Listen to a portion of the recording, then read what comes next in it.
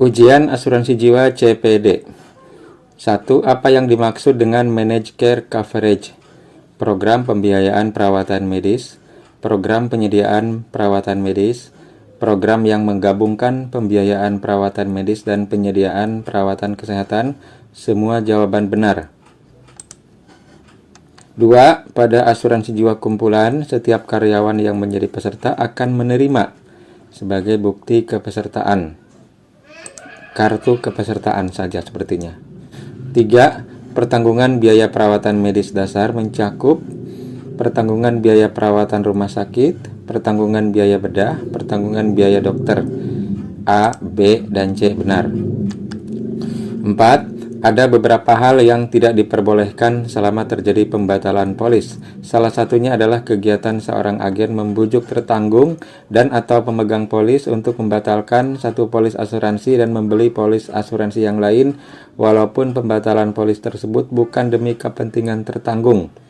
Hal ini disebut dengan kegiatan twisting.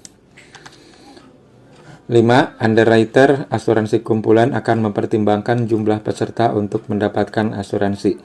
Underwriter akan lebih mempertimbangkan kumpulan yang mana untuk diasuransikan. Pilih pernyataan yang benar mengenai jumlah peserta.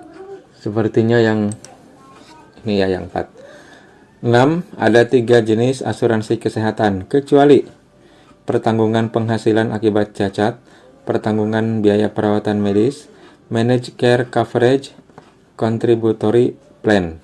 Sepertinya yang pertanggungan penghasilan akibat cacat. Ini lebih ke asuransi jiwa. Nomor 7. Asuransi kesehatan individu atau perorangan adalah jenis polis asuransi yang memberikan perlindungan terhadap risiko kerugian finansial akibat penyakit atau cedera kecelakaan, kematian karena usia tua, hilangnya penghasilan. Jawabannya adalah penyakit atau cedera kecelakaan. 8. Reasuransi adalah bentuk pengalihan risiko asuransi yang memungkinkan suatu perusahaan asuransi memperoleh ganti rugi atau penggantian apabila terjadi sesuatu yang dijamin polis. Sebagian ya sepertinya. 9. Dalam menyeleksi risiko ada beberapa faktor pribadi yang dipertimbangkan dan ditelusuri oleh underwriter. Moral hazard adalah salah satunya.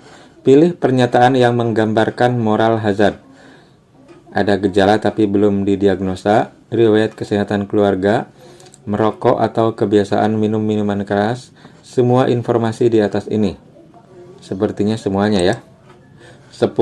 Salah satu lampiran penting dalam request for proposal adalah yang memberikan rekomendasi mengenai kelayakan pemberian pertanggungan ke calon tertanggung kumpulan tersebut. Lampiran tersebut adalah pernyataan dokter pemeriksa, pernyataan perusahaan calon tertanggung, pernyataan agen, pernyataan riwayat kesehatan karyawan. Sepertinya yang ini. Nomor 11. Informasi medis yang dibutuhkan untuk mengevaluasi suatu risiko berasal dari berbagai sumber. Sumber apa yang merupakan bagian yang paling luas cakupannya, serta dibuat dan diisi oleh dokter pemeriksa dan atau dokter yang biasanya merawat calon tertanggung. Medical report, paramedical report, informasi pribadi, master proposal. Sepertinya medical report. 12. Adalah jumlah asuransi maksimum yang akan ditanggung oleh suatu perusahaan asuransi sebagai risikonya sendiri. Pilih kalimat yang sesuai. Rescission, batasan retensi, metode pemeringkatan table, metode flat extra premium. Sepertinya yang ini.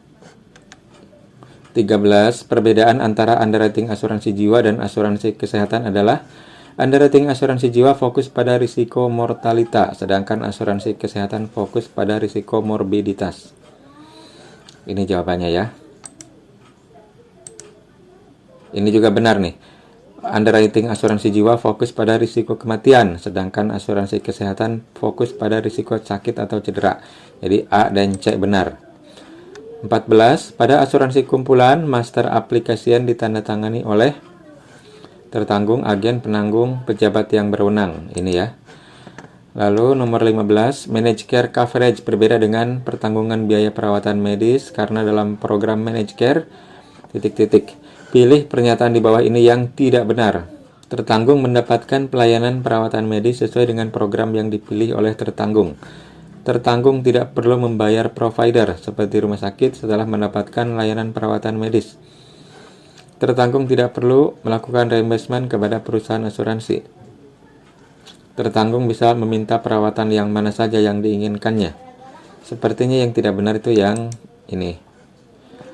16. Sebuah rider yang memberikan manfaat tambahan kepada pemegang polis jika mengalami kematian akibat kecelakaan, yaitu accidental death benefit ya. 17. Jika seorang karyawan tidak ingin membayar sebagian dari premi pertanggungannya, jenis program tersebut disebut dengan contributory plan, non-contributory plan, master contract, master plan. Sepertinya yang non ya, non-contributory plan.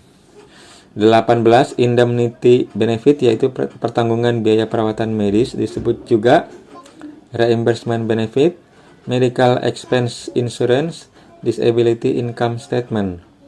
Indemnity benefit yaitu sesuai dengan limit yang diberikan dalam asuransi kesehatan. Sepertinya A, B, C salah ya. 19. Jika calon tertanggung diklasifikasikan risiko memiliki tingkat mortalitas atau morbiditas yang tinggi, maka klasifikasi risikonya masuk kelas risiko standar, substandar, rejected, atau decline. A, B, C salah. Sepertinya substandar ya. Masih bisa diterima, tapi kena kenaikan premi. 20. Jika underwriter menemukan permintaan jumlah uang pertanggungan yang sangat besar, underwriter harus mempertimbangkan kelayakannya menurut 3 faktor kondisi keuangan calon tertanggung, yaitu kekayaan bersih dan penghasilan, kemampuan untuk membeli asuransi yang masih berlaku. Sepertinya ABC benar. 21. Di bawah ini adalah karakteristik calon tertanggung kumpulan yang dipertimbangkan oleh underwriter kumpulan dalam melakukan seleksi risiko. Kecuali alasan timbulnya kelompok, komposisi karyawan yang stabil, jenis dan sifat bisnis, kondisi keuangan. Sepertinya yang kondisi keuangan. 22. Substandar kelas adalah klasifikasi risiko terhadap tertanggung yang memiliki tingkat mortalitas yang lebih tinggi daripada rata-rata. Premi yang dikenakan pada tertanggung dalam klasifikasi ini tinggi, rendah, sedang. Tinggi.